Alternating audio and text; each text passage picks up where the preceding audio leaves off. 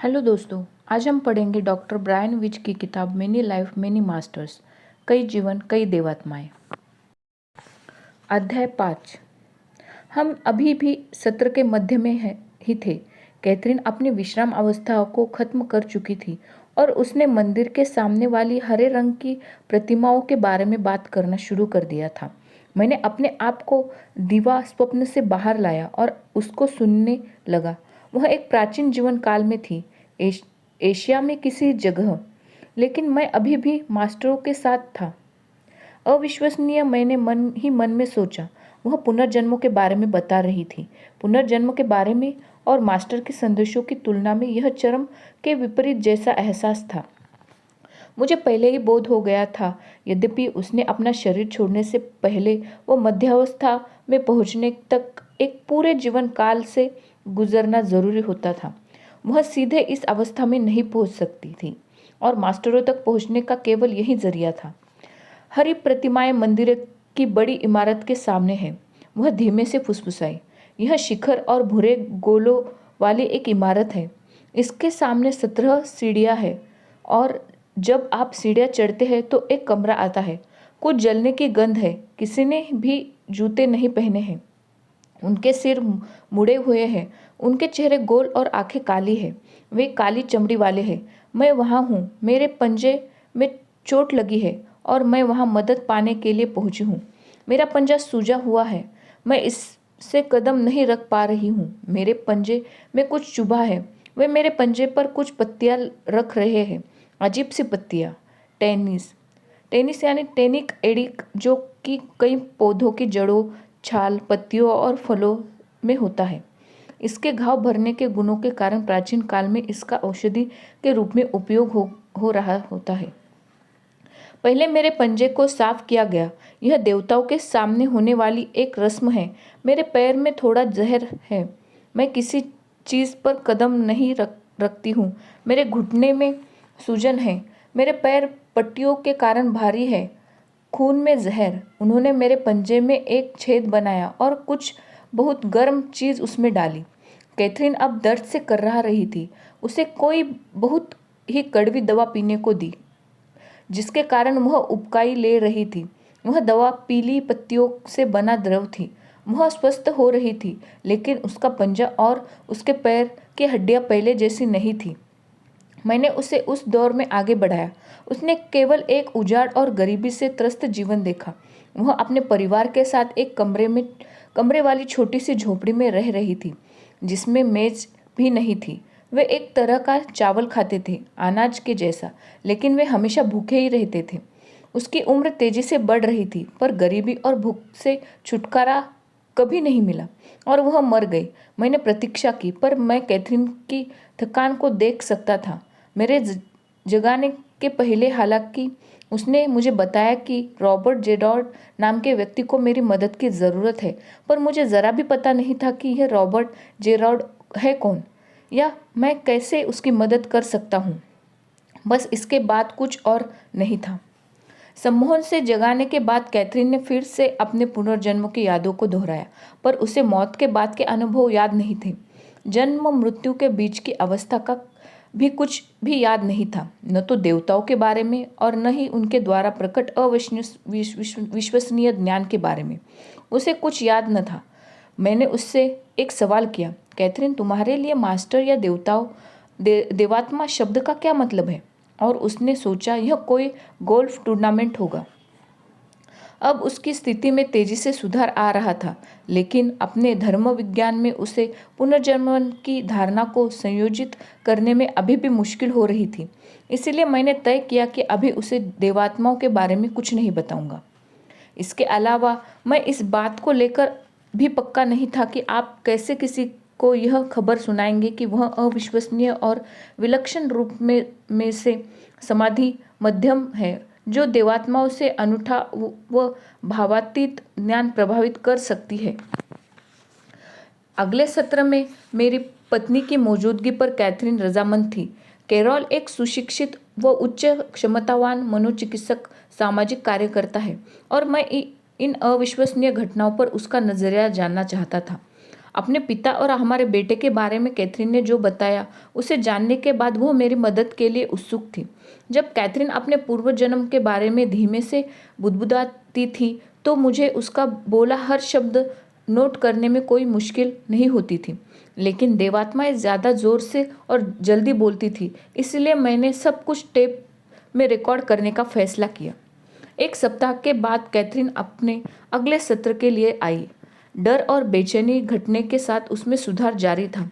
उसमें रोगजनक सुधार निश्चित रूप से था, पर मैं इस बात को लेकर निश्चित नहीं था कि उसमें इतना ज़्यादा सुधार क्यों है। उसे अरोड़ा के रूप में डूबना याद था, जोहन के रूप में अपना गला काटा जाना, लुयासा के रूप में पानी में पैदा होने वाली बीमारी से पीड़ित होने के साथ अन्य भयानक व दर्दनाक घटनाएं उसे याद थी। वह अपने परिवार के अंदर दुष्कृत्य, गरीबी और गुलामी का अनुभव वह दोबारा अनुभव भी कर चुकी थी। ये बात की घटनाएं प्रतिदिन व के छोटे मानसिक आघात हमारी मनोस्थिति में घुस सकते हैं। इसमें आ रहे सुधार के पीछे दोनों ही तरह के पूर्व जन्म कालों को याद करना हो सकता है, लेकिन एक अन्य संभावना भी है। क्या आध्यात्मिक अनुभव भी अपने आप में मददगार होते हैं? क्या यह ज्ञान की मौत वह नहीं है जो लगती है कि स्वस्थ होने की समझ को बढ़ाने में सहायता होने पर डरों को कम कर सकती है? क्या पूरी प्रक्रिया अपने आप में सिर्फ स्मृतियां न होकर निरोग होने का एक चरण है? कैथरीन की आध्यात्मिक क्षमताएं बढ़ रही थी और वह पहले से ज़्यादा अंतर्दृष्टि संपन्न हो गई थी। उसे स्टुअर्ट के साथ भी समस्याएं थी, लेकिन वह सोचती थी कि उसके साथ भी अच्छे ढंग से निभा लेगी। उसकी आंखों में तेज था, उसकी त्वचा में चमक थी। उसे सप्ताह के दौरान एक अजीब सा सपना आ रहा था। उसने सपने के बारे में बताया, लेकिन उससे सपने का केवल यह एक हिस्सा याद रह पाया था। उसके मुताबिक उसने देखा कि मछली का एक लाल पंख उसके हाथ में धंसा हुआ है। इसके बाद वह बहुत तेजी और आसानी से सम्मोहन अवस्था में चली गई। कुछ ही मिनटों में वह सम्मोहन के गहरे स्तर पर पहुंच गई थी। मैंने किसी तरह की खड़ी चट्टानें देखी। मैं एक चट्टान पर खड़ी नीचे देख रही हूँ। मुझे जहाज़ों को देखना चाहिए, जो कि मेरा काम है। मैं कुछ नीला पहने हुए हूँ, एक नीले रंग की पैंट, छोटी पैंट और उस पर अजीब से जूते, काले जूते, और उनमें भक्कल भी है। भक्कल वाले जूते बड़े ही अजीब है। मैं क्षितिज पर बहुत देर तक देखती हूँ। वहाँ कोई जहाज़ नहीं है, कैथरीन धीमे से फुसफुसाई। मैंने उसे उसके जीवन काल की महत्वपूर्ण घटनाओं वाले दौर में आगे बढ़ाया। हम बियर पी रहे हैं, तेज बियर, बहुत गहरे रंग की है। प्याले भी काफ़ी मोटे हैं। वे पुराने हैं और उन्हें धातु के साथ जोड़ा गया है। इस जगह पर काफ़ी बदबू भरी है और बहुत से लोग जमा हैं। यहाँ काफ़ी शोर है, हर कोई बातें कर रहा है, बहुत शोर। मैंने उससे पूछा कि क्या वह उसे नाम लेकर बुलाने वाले किसी व्यक्ति को सुन सकती है। क्रिश्चियन, मेरा नाम क्रिश्चियन है। वह फिर से एक पुरुष के रूप में थी। हमने अभी अभी एक तरह का मांस खाया, अब बियर पी रहे हैं। यह काली और कड़वे स्वाद वाली है। उन्होंने इसमें नमक डाला है। वह कोई वर्ष देख नहीं सकी। वे एक लड़ाई के बारे में बता रही थी, किसी बंदरगाह पर जहाज़ों की नाकाबंदी के बारे में, लेकिन मैं सुन नहीं सकती कि वह कहाँ है। अगर वे लोग थोड़ा चुप होंगे तो मैं सुन पाऊंगी, लेकिन हर कोई ज़ोर ज़ोर से बातें कर रहा है। मैंने पूछा, तुम कहाँ हो? हेम्स्टीड। हेम्स्टीड, स्वर के आधार पर वर्ण विन्यास। यह एक समुद्री बंदरगाह है, वेल्स में एक समुद्री बंदरगाह। ब्रिटेन के संबंध में लोग बातें कर रहे हैं। वह उस दौर में है और आगे बढ़ी जब क्रिश्चियन जहाज पर था। मैं कुछ सूंघ सकती हूँ, कुछ जल रहा है। यह बदबू भयानक है, लकड़ी जल रही है, लेकिन कुछ और भी है। बदबू ने हमारी नाक को जला दिया है। थोड़ी दूर पर आग लगी है, किसी तरह के जहाज है, एक यात्री जहाज भी है। हम कुछ भर रहे हैं, हम किसी चीज में बारूद भर रहे हैं। कैथरीन उत्तेजित दिखाई दे रही थी। इस बारूद के साथ कुछ है, बहुत काला सा। यह हमारे हाथों में चिपक जाता है। हमें यह बहुत तेजी से करना है। जहाज के ऊपर एक हरा झंडा लगा है। झंडा गहरे रंग का है। यह हरा और पीला झंडा है। इस पर कोई मुकुट बना है, जिसके ऊपर 3 शीर्ष निकले हैं। अचानक कैथरीन दर्द से मुंह बनाने लगी। वह पीड़ा की स्थिति में थी। ओह, वह बड़बड़ाई, मेरे हाथ में पीड़ा है, मेरे हाथ में दर्द है, वहाँ कोई धातु है, कोई गर्म धातु मेरे हाथ में है, वह मुझे जला रही है। ओह ओह। मुझे उसके सपने का वह हिस्सा याद आ गया और समझ आया कि उसके हाथ में लाल पंख के धसे होने के पीछे का क्या रहस्य था। मैंने उस दर्द को रोका, लेकिन वह अभी भी कर रही थी। फास धातु की बनी है। जिस जहाज पर हम थे वह नष्ट हो गया है। बंदरगाह वाली जगह, उन्होंने आग पर काबू पा लिया है। बहुत से लोग मर गए हैं, बहुत से। मैं बच गई हूँ। केवल मेरा हाथ जख्मी है, लेकिन वह भी समय के साथ ठीक हो जाएगा। मैंने उसे उस दौर में और आगे बढ़ाया ताकि वह आने वाली महत्वपूर्ण घटनाएं देख सके। मैंने किसी तरह का छापा खाना देखा। ब्लॉक और रिहायशी से कुछ छप रहा है। वह लोग किताबें छाप रहे हैं, उन्हें जल्द कर रहे हैं। किताबें पर चमड़े के कवर है और एक डोरी उन्हें गूंथे हुए है, चमड़े की डोरी। मैं एक लाल किताब देखती हूँ, यह किसी इतिहास के बारे में है। मैं इसका शीर्षक नहीं देख पाई। उन्होंने छपाई अभी बंद नहीं की है। वे किताबें बहुत कमाल की हैं। उनके कवर बहुत मुलायम हैं, चमड़े से बने। वे बहुत बेहतरीन किताबें हैं। वे हमें ज्ञान देती है। निश्चित रूप से क्रिश्चियन को किताब देखने और उन्हें छूने में मज़ा आ रहा था और उसे इस तरह को ज्ञान की क्षमता का कुछ बोध हो रहा था। यद्यपि बावजूद इसके वह बहुत हद तक अशिक्षित दिखाई पड़ता था। मैं क्रिश्चियन को उसके जीवन के अंतिम दिन की ओर आगे बढ़ाया। मैं एक नदी पर पुल देख रही हूँ। मैं एक बूढ़ा आदमी हूँ, बहुत बूढ़ा। मुझे चलने में मुश्किल हो रही है। मैं पुल के ऊपर चल रहा हूँ, दूसरी ओर जाने के लिए। मुझे सीने में दर्द महसूस हुआ, दबाव, दर्दनाक दबाव। मेरे सीने में दर्द है। ओह, कैथरीन दर्द से भारी आवाज़ें निकाल रही थी और वैसा ही हृदयघात अनुभव कर रही थी जैसा क्रिश्चियन को पुल पर आया था। उसकी सांस बहुत ही तेज और उथली थी। उसका चेहरा और गर्दन पसीने से लथपथ हो गए थे। उसे खांसी आ रही थी और वह हवा पाने के लिए तड़प रही थी। मैं चिंतित हो गया था। क्या पुनर्जन्म के हृदयघात को इस जन्म में अनुभव करना खतरनाक नहीं था? यह एक नया क्षेत्र था। कोई इसका जवाब नहीं जानता था। आखिरकार क्रिश्चियन मर गया। कैथरीन अब शांति से पलंग पर लेटी हुई थी। उसकी सांस भी गहरी और सामान्य हो रही थी। मैं अभी गहरा सुकून महसूस कर रहा था। मैं मुक्ति महसूस कर रही हूँ। मुक्ति, कैथरीन बड़े अच्छे ढंग से फुसफुसाई। मैं बस अंधेरे में तैर रही हूँ, सिर्फ तैर ही रही हूँ।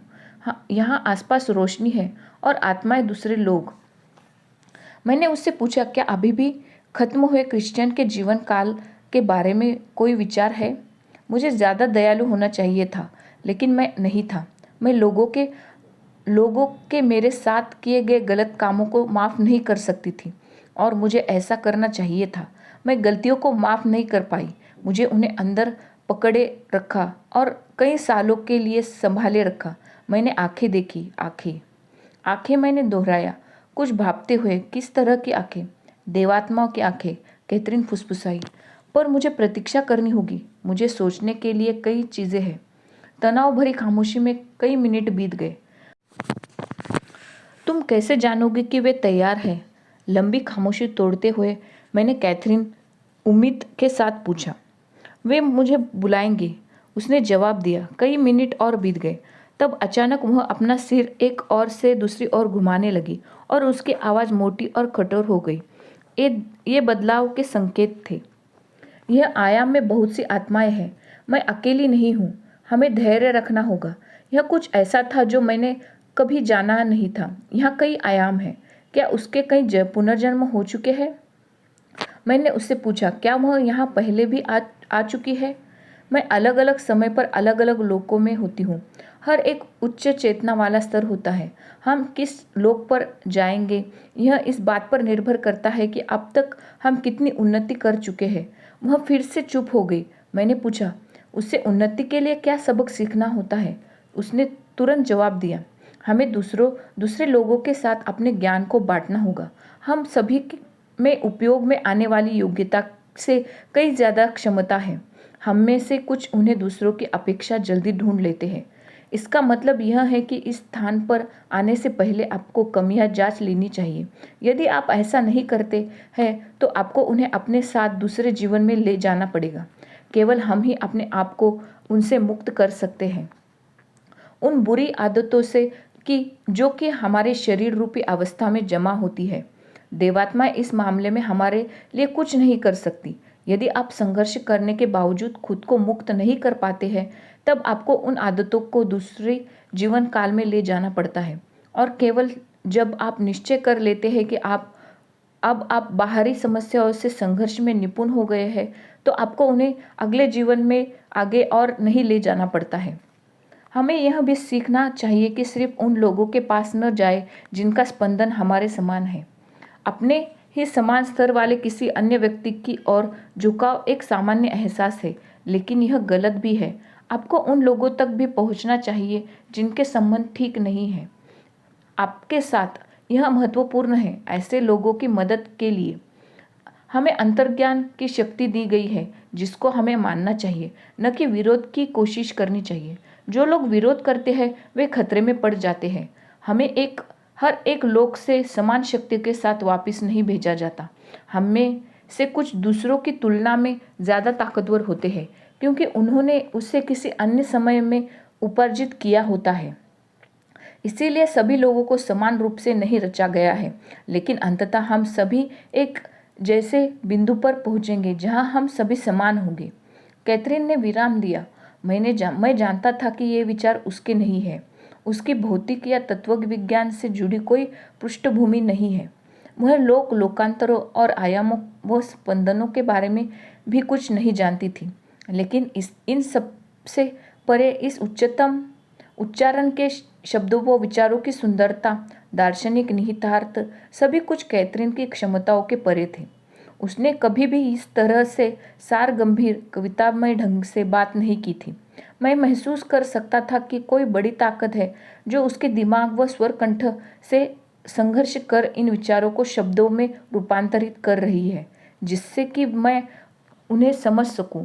नहीं, यह कैथरीन नहीं थी। उसकी आवाज़ में एक स्वप्नलीला सुर था। वे लोग जो कि कोमा में हैं, वे निलंबन की अवस्था में हैं, वे अभी भी दूसरे लोक में जाने के लिए तैयार नहीं हैं, जब तक कि वे निश्चय नहीं कर लेते कि उन्हें जाना है या नहीं। केवल वे ही यह फैसला कर सकते हैं।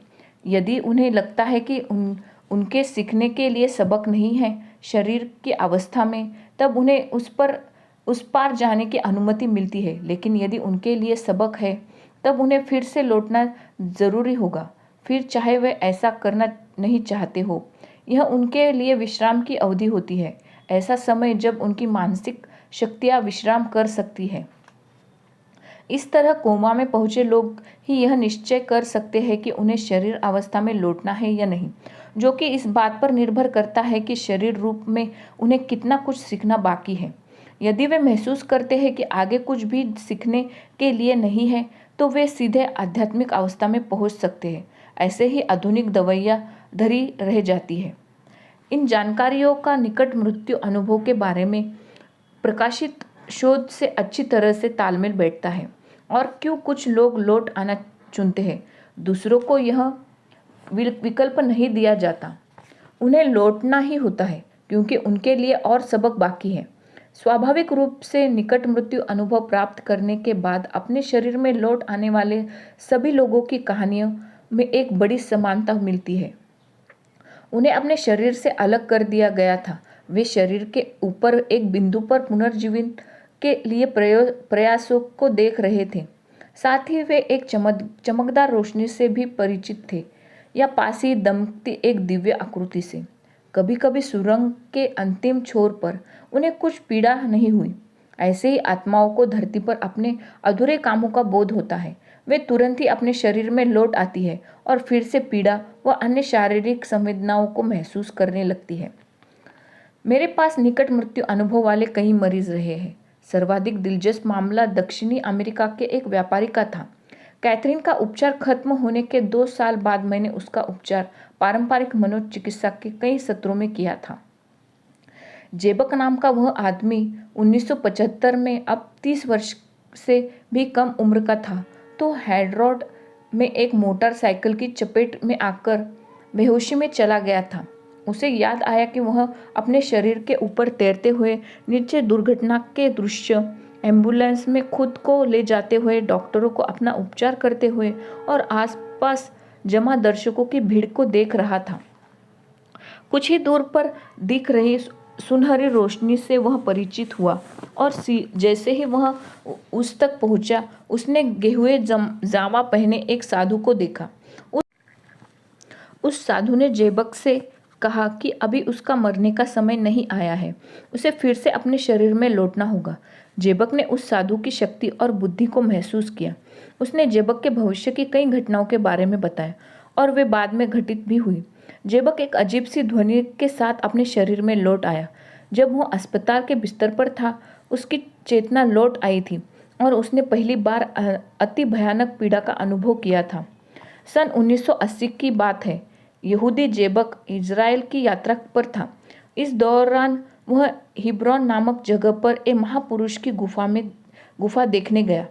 वह यहूदियों और मुस्लिमों दोनों के लिए एक पवित्र जगह थी। इस पवित्र जगह पर आने के बाद वह पहले से ज़्यादा धार्मिक हो गया था और ज़्यादा प्रार्थना करने लगा था। वहाँ उसने पास ही एक मस्जिद देखी। मुस्लिम लोगों के साथ वह अब भी प्रार्थना में बैठ गया। कुछ देर बाद जब वह जाने के लिए उठा तो एक बुजुर्ग मुस्लिम व्यक्ति उसके पास आया और कहने लगा, तुम दूसरों से अलग हो। वे बिरले ही हमारे साथ प्रार्थना के लिए बैठते हैं। वह बूढ़ा एक पल के लिए ठहरा और आगे कुछ कहने से पहले जेबक के चेहरे को गौर से देखने लगा। तुम उस साधु से मिल चुके हो। उसने जो भी बताया था उससे भूलना मत। उस दुर्घटना के 5 साल बाद और उस जगह से हजारों मील दूर एक बूढ़ा आदमी जानता था कि जेबक और साधु की मुलाकात हुई थी। एक ऐसी मुलाकात जो तब हुई जबकि खुद जेबक को होश ही नहीं था। इधर मेरे ऑफिस में कैथरीन के ताज़ा खुलासों पर चिंतन करता हुआ मैं चकित था कि कैसे हमारे आदि पूर्वजों ने इस तर्क को सोच लिया था कि सभी इंसान समान रूप से रचे नहीं गए हैं। सभी लोग गुणों, योग्यताओं और उन शक्तियों के साथ जन्म लेते हैं जो दूसरे जीवन काल में अर्जित की गई है, लेकिन अंततः हम एक ऐसे स्थान पर पहुंचते हैं जहां हम सभी समान हो जाते हैं। मुझे संदेह है कि यह स्थान कई जीवन काल दूर था। मैंने युवा मोजार्ट, मशहूर संगीतकार के बारे में सोचा और उसके बचपन के अविश्वसनीय गुणों का ख्याल किया। क्या उसका मामला भी पुनर्जन्मों की योग्यताओं को पाने जैसा था? ऐसा लगता है कि हम ऋणों के साथ साथ अपने गुणों को भी साथ ले जाते हैं।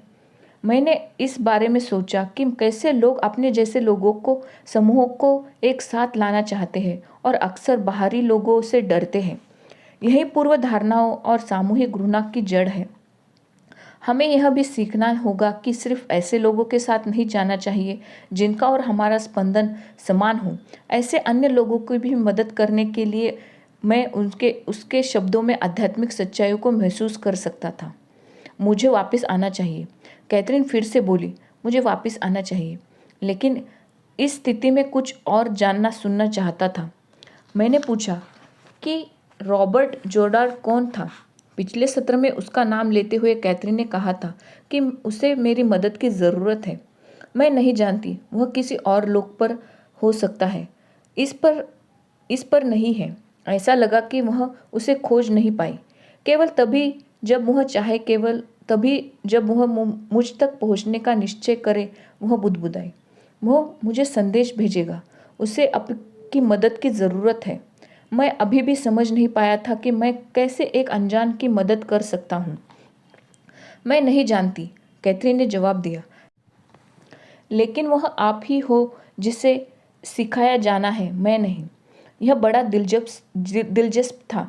क्या यह मेरे लिए उपयोगी था? क्या मैं कुछ सीखकर रॉबर्ट जोर्डान की मदद करने वाला था, जबकि हमने उसके बारे में कुछ सुना ही नहीं था? मुझे जाना ही होगा, उसने दोहराया। मुझे पहले रोशनी में जाना होगा। अचानक वह भयभीत हो उठी। ओह, मैं बहुत देर से झिझक रही थी क्योंकि मैं उलझन में थी, तो अब मुझे फिर से प्रतीक्षा करनी होगी। अब जबकि वह प्रतीक्षा कर रही थी तो मैंने उससे पूछा कि वह क्या देख देख और महसूस कर रही है। केवल अन्य आत्माएं, दूसरे देवदूत, वे भी प्रतीक्षा कर रहे हैं। मैंने पूछा कि उसकी प्रतीक्षा के दौरान कुछ ऐसा है जिसमें हम कुछ सीख सके। क्या तुम बता सकती हो कि हमें और क्या जानना है? मैंने पूछा। मुझे यह बताने बताने वे देवात्मा यहाँ नहीं है, उसने जवाब दिया। हैरानी की बात थी, यदि उसे सुनने के लिए वे देवात्माएं यहाँ वहाँ नहीं थी तो फिर कैथरीन स्वयं स्वतंत्र रूप से यह ज्ञान नहीं दे सकती थी। मैं यहाँ पर बहुत बेचैन हूँ, मैं जाना चाहती हूँ। जब उचित समय आएगा मुझे जाना ही होगा। फिर कई मिनट खामोशी से बीत गए। आखिरकार सही समय आ पहुँचा। वह एक अन्य जीवन काल में जा पहुँची। मैंने सेब के पेड़ देखे और एक घर भी, एक सफ़ेद घर। मैं उस घर में रहती हूँ। सेब सड़े हुए हैं, उनमें कीड़े हैं। कीड़े खाने के लिए अच्छे नहीं हैं। वहाँ एक झूला है, पेड़ पर लटका एक झूला। मैंने कहा कि वह खुद को देखे। मेरे बाल हल्के हैं, बाल भूरे हैं। मैं 5 साल की हूँ। मेरा नाम कैथरीन है। मैं आश्चर्य से भर उठा। वह अपने वर्तमान जीवन काल में प्रवेश कर गई थी। वह 5 साल की उम्र वाली कैथरीन थी, लेकिन वह यहाँ तक किसी कारण से पहुँची थी। कैथरीन, क्या वहाँ कुछ हो रहा है? मैंने पूछा। मेरे पिता हम पर गुस्सा है क्योंकि हमें घर से बाहर नहीं जाना चाहिए था। वे मुझे छड़ी से मार रहे हैं। छड़ी बहुत ही भारी है, इससे चोट लगती है। मैं डर गई हूँ। वह चीख रही थी, एक बच्चे की तरह से बोल रही थी। उसका हाथ तब तक नहीं रुका जब तक उन्होंने जी भर कर हमें पीटा नहीं। वे हमारे साथ ऐसा क्यों करते हैं? वे इतने नीच क्यों हैं? मैंने उससे कहा कि वह अपनी ज़िंदगी को ऊंचे मायनों में देखे और फिर अपने सवालों का जवाब खुद ही दे। मैंने हाल ही में पढ़ा था कि लोग ऐसा कर सकते हैं। कुछ लेखक इसे स्वयं का उच्च नज़रिया या उच्चतम अंतर्मन कहते हैं। मैं यह जानने के लिए उत्सुक था कि यदि ऐसा कुछ होता है तो क्या कैथरीन इस अवस्था में पहुंच जा पाएगी? यदि वह ऐसा कुछ कर पाएगी तो यह एक शक्तिशाली उपचार तकनीक होगी और अंतर्मन में झांकने व उसे समझने का एक शॉर्टकट भी बनेगा। वे हमें कभी नहीं चाहते, वे बहुत धीमे से फुसफुसाई। वे सोचते हैं कि हम उनकी ज़िंदगी पर बोझ है। वे हमें नहीं चाहते। क्या तुम्हारे भाई को भी नहीं? मैंने पूछा। हाँ, मेरे भाई को भी नहीं। उसे तो और भी ज़्यादा नापसंद करते हैं। उनकी मेरे भाई को जन्म देने की कोई योजना नहीं थी। उस समय जब उनकी शादी नहीं हुई थी तब वह पेट में आ गया था। वह कथन सिद्ध करता था कि यह जानकारी कैथरीन के लिए नई थी। वह कभी भी विवाह पूर्व गर्भधारण के बारे में नहीं जानती थी। बाद में उसकी माँ ने कैथरीन के उस खुलासे पर अपनी स्वीकृति की मोहर लगाई। यद्यपि एक जीवन काल का वर्णन कर रही कैथरीन की समझ और उसका जीवन को लेकर नजरिया मध्यावस्था या आध्यात्मिक अवस्था तक सीमित था। किसी तरह यह उसने दिमाग का एक उच्च हिस्सा था, एक तरह की परम चेतना था। हालांकि यह उच्च व्यक्तित्व था जिसे अन्य लोगों ने बताया था। यद्यपि देवात्माओं और उनके दिव्य ज्ञान के संपर्क में न होने के बावजूद वह एक परम चेतना अवस्था में गहन अंतर्दृष्टि और जानकारियां समेट रही थी। जैसे कि उसके भाई का घर में आना। चेतन कैथरीन जब जागृत होती थी तो ज़्यादा बेचैन और खुद में सिमटी नजर आती थी, बहुत हद तक सरल और तुलनात्मक रूप से सतही। वह इस परम चेतना अवस्था में स्वयं नहीं पहुंच सकती थी। मैं आश्चर्यचकित था कि कैसे वह पूर्व और पश्चिम धर्मों के पैगंबर और विद्वान इस परम चेतना अवस्था का इस्तेमाल अपने ज्ञान और बुद्धि को बढ़ाने में किया करते थे। यदि ऐसा था तो हम सभी में ऐसा करने की क्षमता होगी। इसके लिए हम सभी में यह परम चेतना अवस्था होना जरूरी है। मनोविश्लेषक कार्ल जूग चेतना के भिन्न भिन्न स्तरों के बारे में जानते थे। उन्होंने समग्र अवचेतन के बारे में भी लिखा है। यह अवस्था कैथरीन की परम चैतन्य अवस्था के ही समान होती है। मैं कैथरीन की वर्तमान अवस्था, जागृत प्रज्ञा और उसके समाधि स्तर के परम चैतन्य दिमाग के बीच बनी इस न पार की जा सकने वाली खाई के कारण बहुत अधिक हताश हो चुका था। जब वह सम्मोहन में होती थी तो मैं परम चैतन्य स्तर पर उसके साथ हैरान करने वाली दार्शनिक बातचीत कर सकता था, पर जब वह जगी हुई होती थी तो उसे दर्शन शास्त्र या उससे जुड़े मामलों में कोई दिलचस्पी नहीं होती थी। वह अपने अंदर की प्रतिभा से अनजान रोजमर्रा के जीवन के विस्तार में ही जी रही थी। इसी बीच उसके पिता उसे परेशान करने लगे और कई ऐसे कारण थे जो स्पष्ट हो रहे थे। कई सबक है जो जो उन्हें सीखना बाकी है। मैंने सवालिया अंदाज में कहा, हाँ, इसीलिए वह ऐसा करते हैं। मैंने उससे पूछा, क्या उन्हें पता है कि उन्हें क्या सीखना है? इस ज्ञान के बारे में मुझे नहीं बताया गया है। उसकी आवाज़ दूर से आती हुई और टूटी सी लग रही थी। मेरे लिए ज़रूरी है वही मुझे बताया गया है जो मुझसे संबंधित है। हर इंसान को अपने आप में दिलचस्पी रखना चाहिए, खुद को बनाने के लिए पूर्ण। हमें सीखने के लिए कई सबक है, हर एक के लिए उन्हें एक के बाद एक करके सीखना होगा, एक क्रम में। केवल तभी हम जान सकते हैं कि अगले व्यक्ति की ज़रूरतें क्या है, उनमें क्या कमियां हैं, या खुद को संपूर्ण बनाने के लिए हमारे अंदर किन सुधारों की ज़रूरत है। वह धीमी फुसफुसाहट में बोल रही थी और उसकी उस आवाज़ में एक प्यारी सी अनासक्ति का एहसास हो रहा था। जब कैथरीन फिर से बोलने लगी तो उसकी बच्चों जैसी आवाज़ लौट आई। वे मुझे बीमार बना रहे हैं। मुझे वह चीज़ खिलाई जा रही है जिसे मैं खाना नहीं चाहती। यह किसी तरह का खाना है, सलाद प्याज से बना हुआ, जिससे मुझे नफरत है। वे जोर डाल रहे हैं मैं उसे खा लूं, जबकि उन्हें पता है कि मैं बीमार पड़ जाऊंगी, पर उन्हें कोई परवाह नहीं है। कैथरीन उबकाई ले रही थी, वह सांस के लिए छटपटा रही थी। मैंने उसे सलाह दी कि वह जीवन को ऊंचे परिदृष्टि में देखे, जिसमें कि उसे यह समझ आ सके कि उसके पिता इस तरह का व्यवहार क्यों कर रहे हैं। कैथरीन चिड़चिड़ाहट के साथ फुसफुसा रही थी। ऐसा करने में वे अपने अंदर की रिक्तता को भरते हैं। वे मुझसे नफरत करते हैं क्योंकि उन्होंने ऐसे कर्म किए हैं। मुझसे उनकी नफरत इसलिए है और वे अपने आप से भी नफरत करते हैं।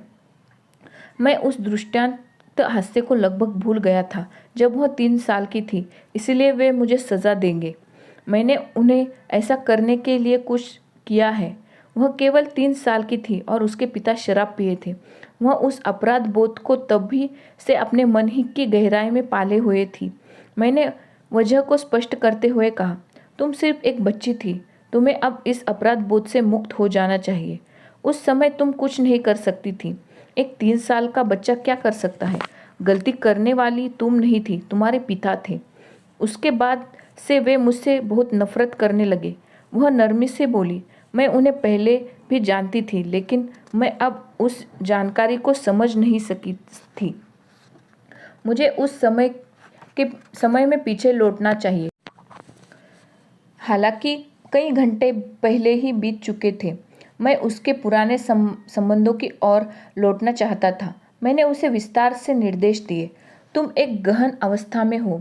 कुछ ही पलों में मैं 3 के 1 तक उल्टी गिनती गिनना शुरू करूंगा। उसके बाद तुम एक और गहरी समाधि में चली जाओगी और खुद को पूर्ण सुरक्षित महसूस करोगी।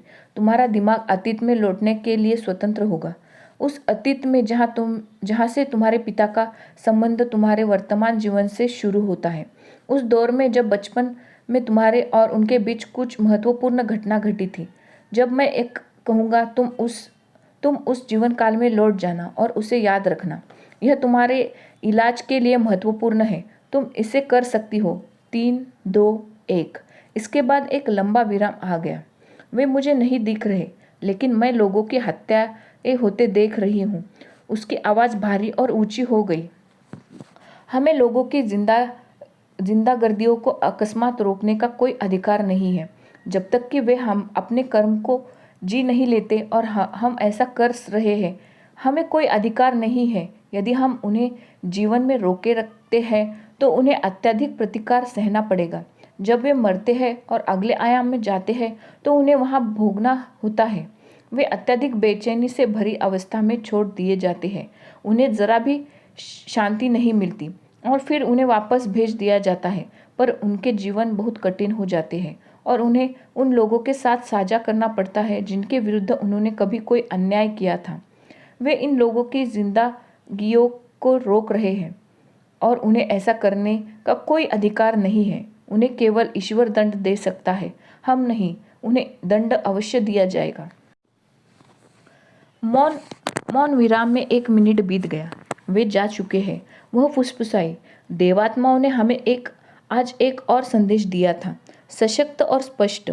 कोई फर्क नहीं पड़ता कि कैसी भी परिस्थितियां हो, हम मारने के लिए नहीं है। दंड केवल ईश्वर ही दे सकता है। कैथरीन थक चुकी थी। मैंने उसके पिता के साथ पूर्व जन्म का रिश्ता ढूंढने के अपने कार्यक्रम को आगे बढ़ा लिया और उसे सम्मोहन से बाहर ले आया। उसे छोटी सी कैथरीन और क्रिश्चियन के रूप में अपने पुनर्जन्म के अलावा कुछ और याद नहीं था। वह बहुत पस्त हो चुकी थी, फिर भी शांत चित्त और सुकून भरी लग रही थी, जैसे कि उस पर पड़ा कोई भारी बोझ हट गया हो। मेरी आंखें कैरोल से मिली। हम दोनों भी थक गए थे। हर एक शब्द से जूझते हुए हमने कपकपी झेली थी और पसीने में लथपथ भी हुए थे। हमने एक अविश्वसनीय अनुभव बांटा था। यहाँ पे हमारा अध्याय समाप्त होता है। मिलते हैं हम अपने अगले अध्याय में। नमस्कार।